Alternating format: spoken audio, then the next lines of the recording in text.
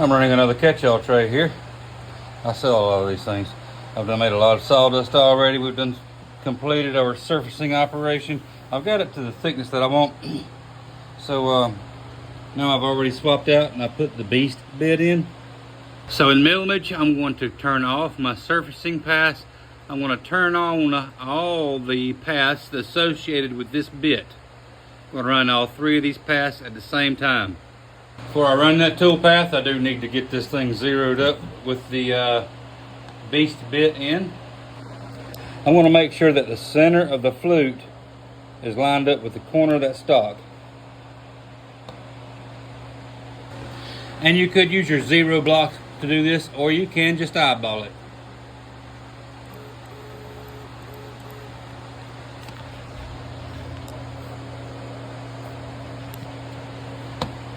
I've got plenty of material up here, so it don't matter if I'm perfect on that. I can go a little high.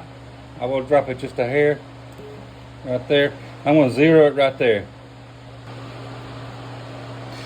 I'm going to spin this bit by hand, and I'm going to lower the Z until that bit starts grabbing the wood. You can hear it grabbing the wood. I'm going to zero it right. I'm going to zero it right there where it's grabbing the wood. Zero the Z, zero the X and the Y, and we're ready to run this project. So with those three operations selected, I'm going to go down to my control mode. Here's my three operations. Let's watch this carve out.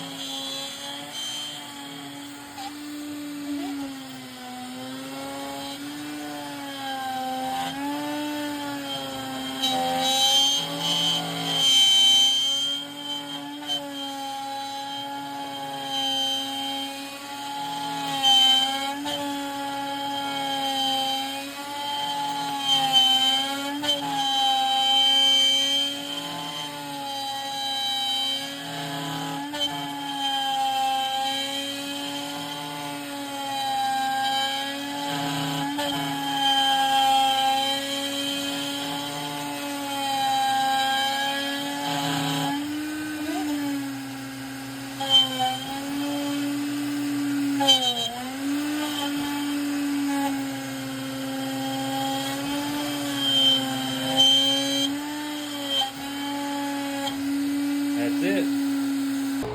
My next operation is the tray pocket. So in that I need the bowl bit. I don't need to re-zero my X and my Y because I still have those coordinates, but I do need to zero the Z because I've done a bit change. Now I've got the Z zeroed, I'm ready to start this operation. So I'm going to turn off these three tool paths, and I'm going to turn on this 1-inch bowl bit tool path. I'm going to go down to our control, and we'll watch this one run. I'm going to turn the router on. Slow it down a little bit. And here we go.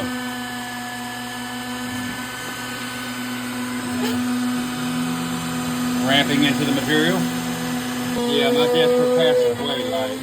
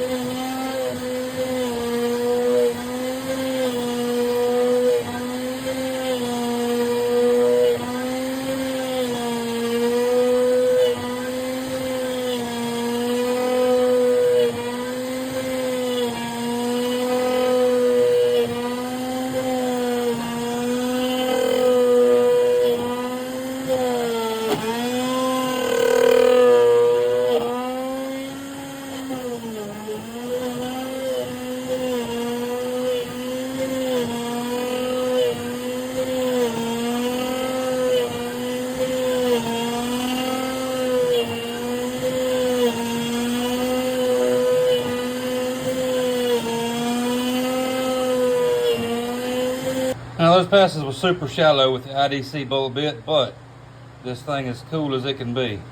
So I'm not overheating my bit, and it done a wonderful job. Got some pretty nice chunks. There was no dust floating around, so that's all that matters. And again, I just came over here to place my bit on the spoil board to make sure I got plenty of room to clear my stock without crashing the nut into the top of stock. And I do, so we're going to raise this up and do our profile cut. And again, I'm just going to spin the bit by hand as I'm lowering my Z till it starts to grab the wood.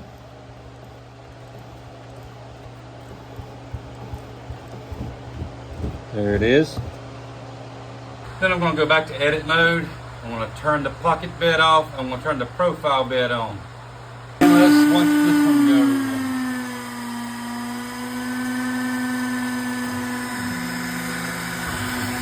Well, I forgot. I was dropping the Z while I was spinning the bit by hand. I forgot to zero it. Well, you can take these opportunities to make sure that your cut stays where it needs to be.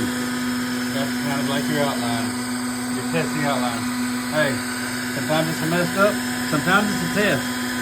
We're just doing a test run. That's what we're doing. That's what we're going to call it.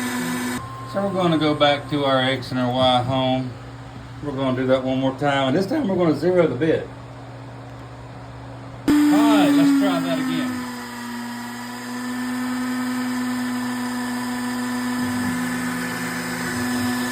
There we go. Ramping in.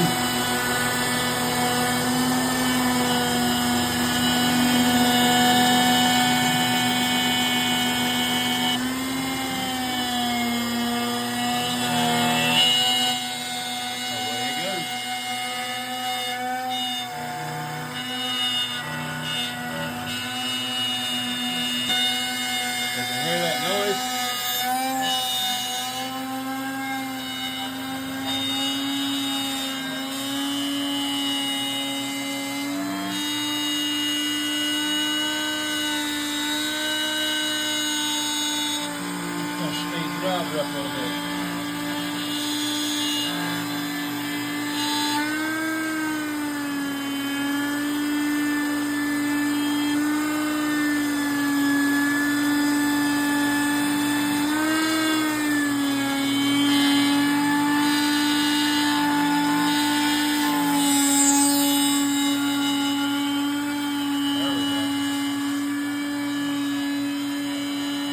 This last operation, I'm using a 1/4 inch round over bit to make I'm going to do a profile pass over the top of this edge to round over the top of this real quick.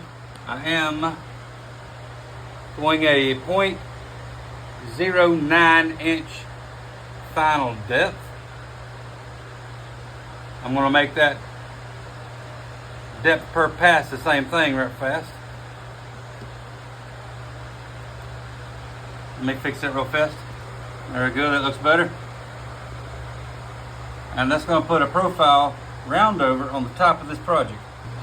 And of course the bit I am using is the 1/4 inch round over bit from IDC Woodcraft.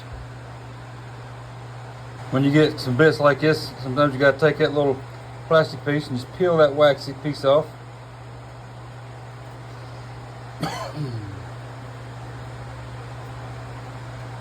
Get that all peeled off, and then we'll get this thing chucked up. That's on there because that thing is super sharp. And this thing has a super sharp tip, but I am still zeroing it by eyeball. I just barely touched that piece of wood right there. And I did not forget to hit the Z this time. Look at, you can just tell how sharp that thing is. Look at that rascal. You don't believe that's sharp, just grab a hold to it one time. We are taking a very small cut right here, so I'm going to slow the spindle down. And let's see if I mess this project up.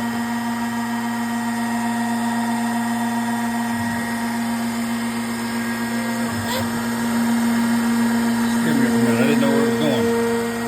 It's ramping in.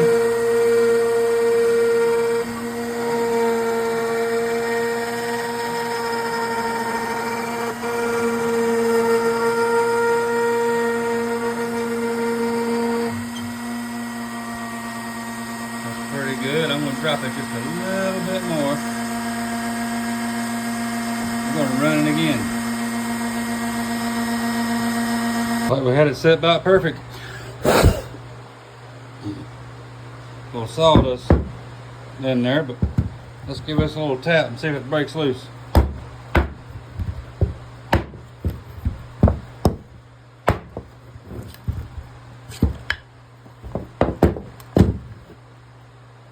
All the tabs came loose perfect.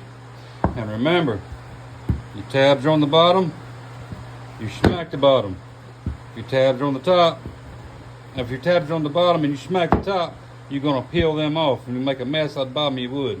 Don't do that. If your tabs are on the bottom, always smack it on the bottom. They'll fall right off. Got one more little piece to break out. Look at this right here. Uh-oh. And give that a little oomph. Let's get this thing sanded up a little bit and see what it looks like. And there it is, all clear coated and ready to go. I use these little 3D printed feet to hold it up while I'm clear coating them. I need to hit that edge a little bit more right there. Look at that. Should be dry and ready to ship out in the morning. Might let it dry and put one more coat on it. I'll let it dry and sand it down a little bit and then put one more coat on it. It should be ready.